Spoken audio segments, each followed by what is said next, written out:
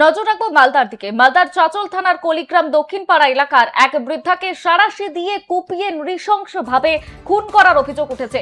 রবিবার রাতে নিজের ঘর থেকেই আরতি দাস, বয়স 70 বছর, আরতি নামে ওই বৃদ্ধার রক্তাক্ত মৃতদেহ উদ্ধার করা হয়। পুলিশ এবং স্থানীয় সূত্রে জানা গিয়েছে, বৃদ্ধা বাড়িতে একাই থাকতেন আর তার 3 মেয়ে এবং 1 ছেলে রয়েছে। ছেলে কর্মসূত্রে কলকাতায় থাকেন।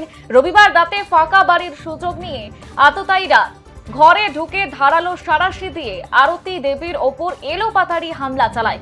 ঘটনাস্থলেই মৃত্যু হয় তার। খবর পেয়ে চাচল থানার পুলিশ ঘটনাস্থলে পৌঁছে মৃতদেহটি উদ্ধার করে ময়না তদন্তে পাঠায়। পরিবারের দাবি, আরতির সঙ্গে কারোর কোনো শত্রুতা ছিল না। খুনের মোটিভ নিয়ে ধোঁয়াশা থাকলেও এর নেপথ্যে চুরির উদ্দেশ্যে লুটপাট, ব্যক্তিগত শত্রুতা নাকি অন্য কোনো কারণ রয়েছে তা খতিয়ে দেখে তদন্ত শুরু করেছে পুলিশ।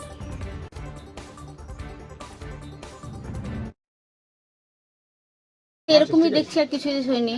আমার মেয়ে কলকাতা থেকে ওই ফোন করে বলছে যে এরকম, ওই আমার বোনের ছেলে ওকে ফোন করেছিল, তো ওই বলছে যে এরকম মা দিদার কি হয়ে গেছে যাও, এটাই বলো। তা আমি বললাম, তখন আমি ফোন লাগাচ্ছি মায়ের ফোন, তো ফোন দিচ্ছি ধরছে না।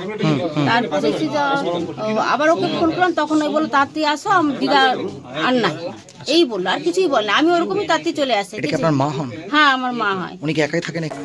ঘুরতে যাওয়ার সময় ওনার নাতি বউ এখানে আছে, তো আমাকে বললো আমার শরীরটা খারাপ, দিদাকে ডাকছি, খুলছে না। আমি বললাম ডেকে দেখ, ঘুমাই গেছে মনে হয়। দিয়ে আমরা ঘুরতে গেলাম, আমাকে ফোন করে বললো যে দিদার সারাসি দিয়ে মুখ চোখ ফাটা আছে, তাড়াতাড়ি আয়। জানলা দিয়ে যখন দেখলাম, এই পাশের জানলা দিয়ে দেখছি যে মাথাটা পুরো ফ্যাচকানো আছে, রক্ত ফক্ত বেরোনো আছে মাথা দিয়ে। তখন আমি ভাবলাম যে নিজেদের ঢোকাটা ঠিক হবে না।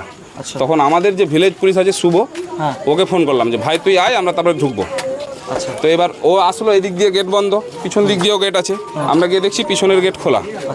তারপরে ওই শুভ, আমি আরও পাড়ার 2-1 জন মিলে আমরা ওদিক দিয়ে গেলাম, গিয়ে দেখছি যে সারাসিটা ঢোকানো আছে। ফিঙ্গারপ্রিন্ট নিতে হবে। হ্যাঁ, সারাসিটার ফিঙ্গারপ্রিন্ট নিতে হবে। আর আমরা পুলিশের কাছে চাইছি, কারণ আমরা বাড়ির পাশের বাড়ি। এবার দিন দুপুরে যদি এরকম হয়, প্রশাসন যদি এর কোনো উপযুক্ত ব্যবস্থা না নেয়, তাহলে আমাদের বউ বাচ্চা রেখে তো থাকাটা মুশকিল।